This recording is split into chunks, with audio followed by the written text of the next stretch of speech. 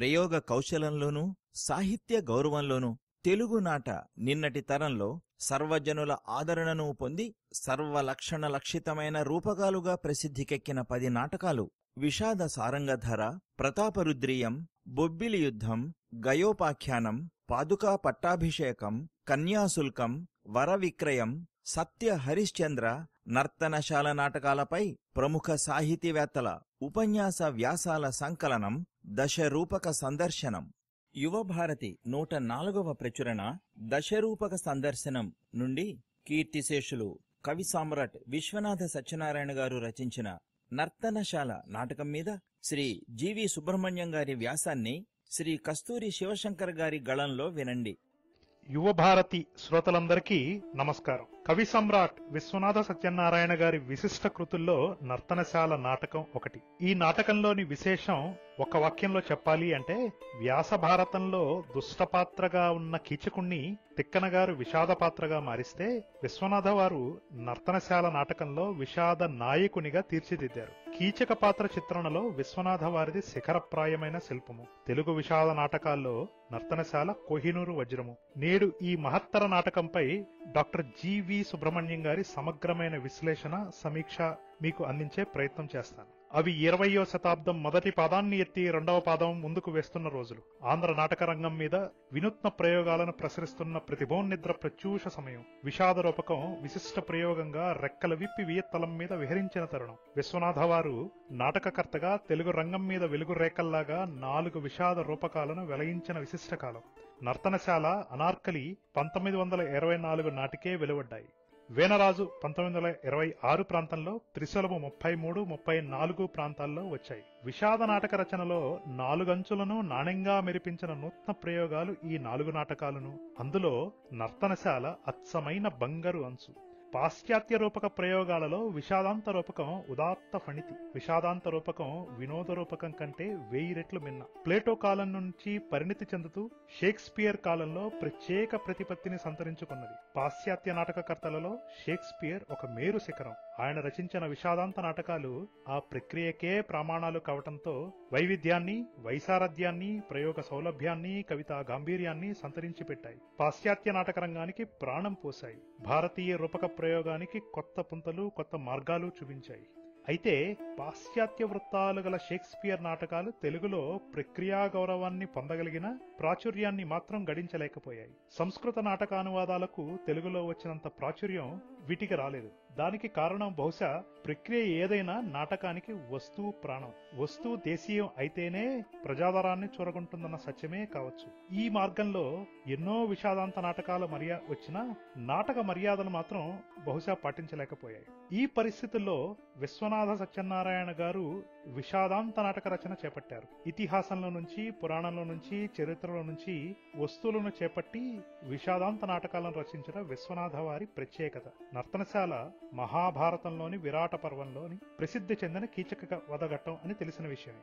ఒక విధంగా విశ్వనాథ వారు ఎన్నో నాటకాలు రచించినా తమకు పూర్వం విషాదాంత నాటకాలు రచించిన నాటకకర్తలు ఎన్నుకున్న వస్తువుల స్వభావాన్ని సమీక్షించి అన్ని రంగాల్లోనూ అందవేసిన రచనలు చేయాలన్న సంకల్పంతోనే ఈ 4 నాటకాలను రచించినట్లు, అందించినట్లు స్పష్టమవుతోంది. విశ్వనాథ వారిది ప్రధానంగా భారతీయ దృష్టి. అయితే ఆయన పాశ్చాత్య ప్రయోగాలను కులంకుశంగా ఆకళించుకున్న ప్రజ్ఞామూర్తి.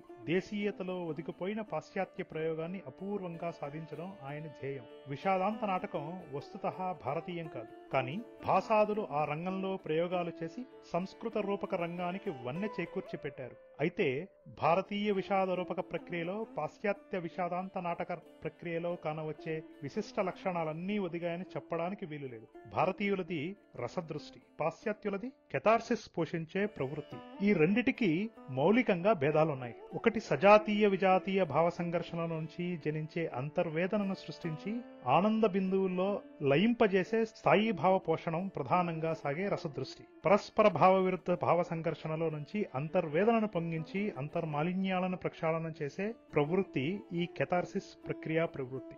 భారతీయులది ఆత్మానంద సంవలితమైన కళానుభవం అందించే ప్రస్థానం. పాశ్చాత్యులది భయ నిర్వేద భావ ప్రక్షాళన ప్రక్రియ కావించే ప్రస్థానం. ఒకదానికి సహానుభూతి ప్రతిపాదిక, మరొకదానికి సానుభూతి ప్రతిపాదిక.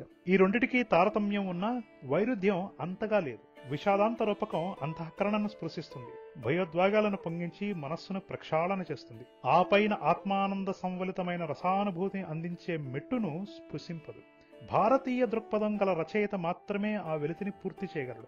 ఈ రహస్యాన్ని విశ్వనాథ సత్యనారాయణ గారు తాము రచించిన విషాదాంత నాటక రచనా ప్రయోగాల వలన తెలుగువారికి ప్రదర్శించి చూపించారు.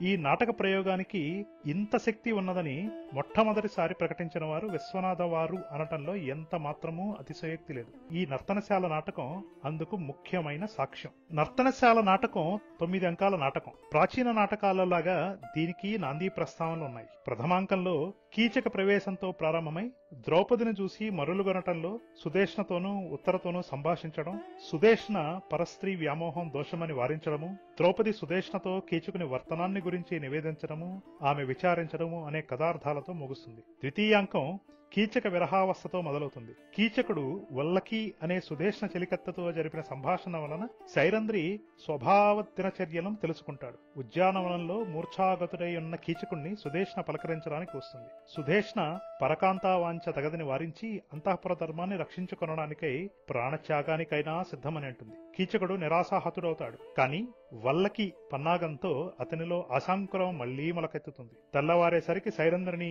కీచకుని మందిరానికి పంపే పన్నాగాన్ని వల్లకి సూచిస్తుంది. కీచకుడు వంచన అన్యాయమని శంకించిన మదనాతురుడై ఆ పన్నాగాన్ని అంగీకరిస్తాడు. అంతటితో 2వ అంకం కూడా ముగుస్తుంది. 3వ అంకంలో సుదేష్ణ తమ్మునితో తానన్న మాటలను స్మరించుకుని అతని దీనావస్థను భావించి ధర్మాధర్మ సంఘర్షణలో పడి తీవ్ర శిరోవేదనకు పాలవుతుంది. వల్లకి మత్తుమందు కలిపిన మద్యాన్ని ఆమెకు త్రావించి సైరంధ్రి కీచకుని మందిరానికి పోయి మద్యం తెచ్చేటట్లు ఆమెను మైకంలో అంగీకరింపజేస్తుంది. సుదేష్ణను వర్షత్తు సంగీతంలో సైరంధ్రి సంతోషపెట్టడానికి ప్రయత్నిస్తుంది. చివరకు వల్లకి పన్నాగంలో చిక్కి తెల్లవారుజామున కీచకుని మందిరానికి పోయి మదిరని తేవటానికి సేవాధర్మం కారణంగా అంగీకరిస్తుంది. చతుర్థాంకం కీచక మందిరంలోనే ప్రారంభమవుతుంది. ఉరుములతో మెరుపులతో వాన పడుతూ ఉంటుంది. సైరంధ్రుని గురించి విరహబాధతో కీచకుడు వేగిపోతుంటాడు. మిత్రుడైన శారద్వతుడు వర్షంలో వస్తాడు.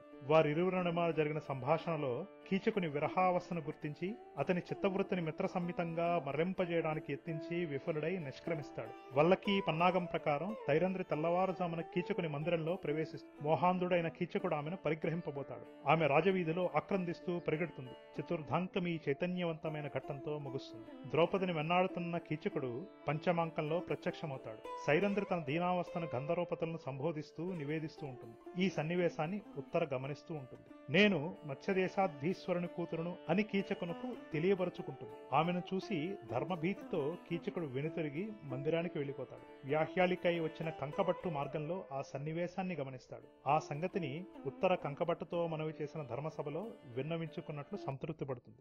ద్రౌపది గంధర్వులకు నివేదిస్తున్నట్లు జరిగిన సంగతిని కంకబట్టకు చెబుతుంది. వారిరువురి నడుమ ఎన్నో వాదోపవాదాలు జరుగుతాయి. ప్రొద్దుగుంకు వరకల్లా గంధర్వులు వచ్చి ఆమెను రక్షించుకొందరు అనుకుందును అని ప్రకటించి కంకబట్టు నిష్క్రమిస్తాడు. షష్టాంకంలో కీచకుని అంతఃసంఘర్షణ చిత్రణం ప్రధానం. రాజపుత్రిక మూర్తీభవించిన రాజధర్మంగా నిలవబడి తనను వారించిన సన్నివేశం కీచకుని చిత్తంలో పరితాపాన్ని కలిగిస్తుంది. ధర్మానికి కామానికి అతనిలో ఘర్షణ మొదలవుతుంది. శారద్వతుడు అతనిలో ధర్మ ప్రవృత్తిని పోషించే యత్నం చేస్తాడు. కానీ అతనిలోని కామం సైరంధ్రి దర్శనాన్ని కోరుతుంది. ఆమె కోసం సుదేష్ణ మందిరానికి కీచకుడు బయలుదేరటంతో ఈ అంకం ముగుస్తుంది. సప్తమాంక సన్నివేశం మధురం. గంధర్వులు నగరంలో ప్రవేశించడం వలన ఏర్పడిన విపత్కర పరిస్థితులు ప్రజలలో భయాందోళనలు కలిగిస్తాయి. ధర్మజుని ఆజ్ఞ మేరకు పాండవులు కీచకుణ్ణి ఆ రాత్రికే తుదముట్టించాలని నిర్ణయించుకున్నట్లు తంత్రీపాలుడు సైరంధ్రికి క్షీరపాత్రను అందించడానికి వచ్చినట్లు మిషతో వచ్చి తెలియజేస్తాడు. ద్రౌపది ఆ రహస్యాన్ని పసిగట్టి తనను దర్శించడానికి వచ్చిన కీచకునికి నర్తనశాలను సంకేతంగా చెప్పి ఆనాటి రాత్రి అక్కడికి రమ్మని సూచిస్తుంది. వలలునికి ఆ వార్త నిపుణంగా వంటశాలలో తెలియబరుస్తుంది. ఈ అంకంలో కీచక వధకు కావలసిన పన్నాగాన్ని ద్రౌపది సిద్ధపరుస్తుంది. అష్టమాంకంలో కీచకుని అంతఃసంఘర్షణ అమోఘంగా చిత్రింపబడింది. సైరంధ్రి ద్రౌపదియా కాదా, ఆమె సంకేతానికి రమ్మని పిలవడంలో మోసం ఉందా లేదా, ఇచ్చిన మాట ప్రకారం నర్తనశాలకు పోవడమా మానడమా, తృష్ణ ఉత్తమమా రసికత శ్రేష్టమా, నర్తనశాలకు పోతే ప్రణయం సిద్ధిస్తుందా ప్రళయం ఎదురవుతుందా మొదలైన ప్రశ్నలన్నీ కీచకుని అంతరంగంలో సంఘర్షణను సృష్టిస్తాయి. చివరకు కీచకుడు నర్తనశాలకు పోయి ఇచ్చిన మాట నిలబెట్టుకోవడానికి నిశ్చయించడంతో ఈ అంకం ముగుస్తుంది. నవమాంకం సైరంధ్రీ వలల సంభాషణలతో సాగిన విష్కంభంతో ప్రారంభమవుతుంది. ఇందులో కీచక వధ వలలం చేత నిశ్చయింపబడుతుంది. ఇక ప్రధాన అంకం నర్తనశాలలో ప్రవరిల్లుతుంది. స్త్రీ వేషధారి అయిన భీమునికి మదనాతురుడైన కీచకునికి నడుమ చిత్రమైన సంభాషణ సాగుతుంది. నర్తనశాలలో ప్రవేశించిన ద్రౌపది భీముని వేషం చూసి ఆశ్చర్యపోయి అతనిని కీచక వధకు ప్రేరేపిస్తుంది. కీచకుడు సమీపించి భీముని స్పృశిస్తాడు. అతడు గంధర్వుడని చెప్పుకుంటున్న భీముడని స్పష్టమవుతుంది. భీముని అధిక్షేపిస్తాడు. ఇరువురికి పోరు మొదలవుతుంది. కీచక వధ అయినట్లు వ్యంగ్యంగా నాటకాంతం సూచిస్తుంది. సూత్రధారుడు అమంగళ నివారణార్థం భరతవాక్యం పాడటంతో నాటకం పరిసమాప్తమవుతుంది. ఏ ప్రమాణంతో చూసినా నర్తనశాల ఉత్తమ విషాదాంత నాటకంగా చెప్పవచ్చు. కీచకుని పాత్ర పొందిన తాత్విక పరిణామ వికాసాన్ని, సుధేష్ణ, ఉత్తర, పాండవ పాత్రల్లో భాషించే ధార్మిక చైతన్యాన్ని పాఠకుడు చదివి ప్రేక్షకుడు చూసి రసానందాన్ని పొందడం జరుగుతుంది. పాశ్చాత్య శిల్పం భారతీయ భూమికనాశ్రయించవలసిన అపూర్వ నాట్యశాల ఈ నర్తనశాల. అందరికీ నమస్సులు. మీ కస్తూరి శివశంకర్.